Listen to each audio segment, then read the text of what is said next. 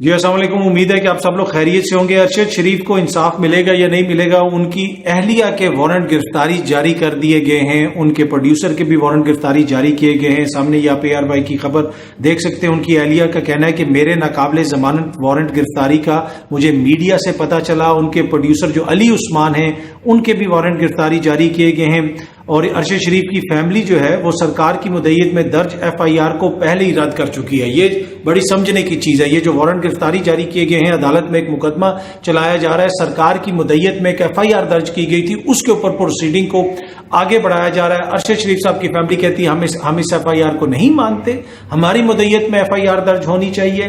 یہ ARY بھی اس کو رپورٹ کر رہا ہے، سرکار نے FIR اپنی مدعیت میں درج کی، ہماری درخواست پر درج نہیں کی گئی۔ ان کے اہل خانہ کا یہ موقف ہے۔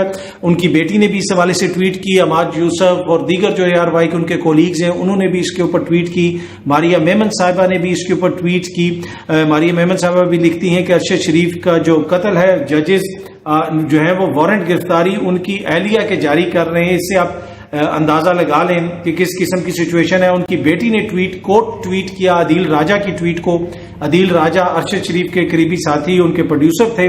ارشد شریف کی بیٹی لکھتی ہیں علیزہ ارشد، اللہ الحق ہے، میرا اللہ ہمارا ساتھ نہیں چھوڑے گا، مجھے پورا یقین ہے۔ اور عدیل راجہ نے جو ٹویٹ کیا اس میں لکھا ہے کہ ارشد شریف شہید کے قتل کی تحقیقات میں عدالت نے ارشد شریف کی اہلیہ اور پروڈیوسر علی عثمان کے وارنٹ گرفتاری جاری کر رکھے ہیں۔ یہ ایک ایسا خفیہ ٹرائل ہے جس کا علم اس کے خاندان کو نہیں ہے۔ جعلی FIR پولیس نے اپنی مدعیت میں درج کر رکھی ہے۔ اس کیس کا مقصد ارشد کے قتل کو دبانا ہے۔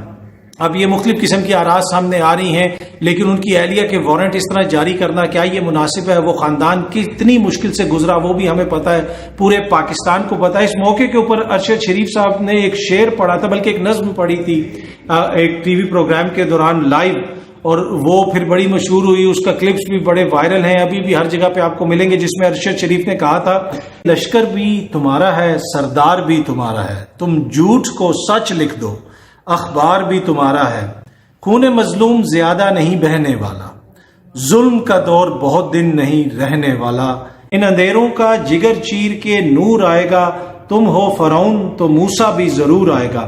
یہ جو ارشد شریف صاحب نے نظم پڑھی تھی بڑی وائرل ہوئی۔ اس نظم کا یہ جو پہلا شعر ہے نا کہ یہ لشکر بھی تمہارا ہے، سردار بھی تمہارا ہے، تم جھوٹ کو سچ لکھ دو، اخبار بھی تمہارا ہے، یہ بڑی سمجھنے کی چیز ہے۔ پر اینی وے یہ صورتحال ہے جناب، ارشد شریف صاحب کی فیملی کو ان حالات کا سامنا ہے۔ ارشد شریف کو انصاف کیا ملے گا؟ پچھلے دنوں محسن داوڑ صاحب کا کلپ بھی وائرل ہوا تھا، ہر جگہ پہ میڈیا پہ رپورٹ بھی ہوا۔ ایک جگہ پہ انہوں نے بات کرتے ہوئے کہا کہ کس طریقے سے راجہ پرویز اشرف صاحب نے، وہ ٹائم ہی نہیں ان کو مل رہا تھا کمیٹی میں، وہ جو وہاں پہ ہیئرنگ وغیرہ ہونی تھی، پولیس نے کتنا تعاون کیا، دیگر لوگوں نے کتنا تعاون کیا، وہ سب کچھ جو ہے ریکارڈ کے اوپر ہے۔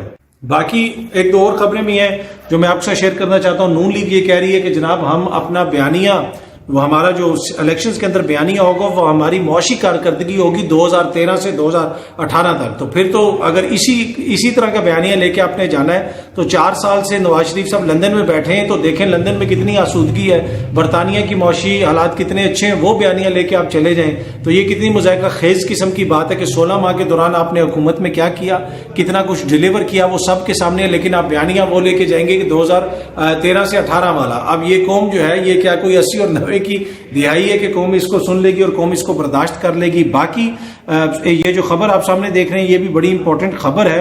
اس خبر کے مطابق پاکستان کے اندر سعودی عربیہ انویسٹ کرنا چاہتا ہے، لیکن اس کے کچھ تحفظات ہیں اور پاکستانی حکومت جو ہے وہ ہاتھ پاؤں مار رہی ہے کہ ان کے تحفظات دور کیے جائیں۔ کچھ چیزیں ہیں کہ کس طریقے سے وہ اپنا ڈیویڈنڈز وغیرہ باہر لے کے جا سکیں گے۔ پہلے بھی میں نے آپ کو ایک دفعہ خبر دی تھی کہ اس وقت تقریباً 1.5 ارب کے ایسا منافع ہے ڈالرز کا جو باہر کی کمپنیوں کا اس ملک میں پھنسا ہوا ہے، جو انہوں نے باہر لے کے جانا تھا۔ اب کتنا اس میں سے ریلیز ہوا ہے مجھے نہیں پتا، یہ بھی ایک ان کا ایک طرح سے جسے آپ کہہ سکتے ہیں کنسرن ہے، اور اس کے ساتھ ساتھ اگر کوئی ڈسپیوٹ ہوتا ہے تو وہ بھی کنسرن ہے ان کا۔ obviously جو بھی انویسٹ کرے گا ایک ایسے ملک کے اندر جہاں پہ آئین اور قانون کی جو سچویشن ہے، جہاں پہ امن و امان کی جو سچویشن ہے وہ بھی ہمارے سامنے ہے، کہیں پہ بھی آپ انویسٹ کرتے ہیں تو آپ یہ دیکھتے ہیں کہ وہاں سے میرا پیسہ جو ہے کتنا سیکیور ہوگا۔ ایک ایسا ملک جہاں پہ اس وقت کرنسی ہے آلموسٹ فری فال ہے, ڈالر 200 سے ایک دم سے 300 پہ جس طرح پہنچا وہ ہمارے سامنے ہے. دیگر جو حالات ہیں, شوگر مافیا, یہ وہ ان سارے حالات کے اندر جو بھی انویسٹر یہاں پہ آئے گا, جو انویسٹ کرنا چاہے گا, یقیناً اس کی خواہش ہوگی کہ ہمیں ایک ایسا ماحول ملے, ایک ایسا سیکیور ماحول ملے جہاں پہ ہماری انویسٹمنٹ جو ہے وہ سیکیور ہو. تو یہ بڑا امپورٹنٹ ہے کہ یہ ان کو دی جائیں گارنٹیز.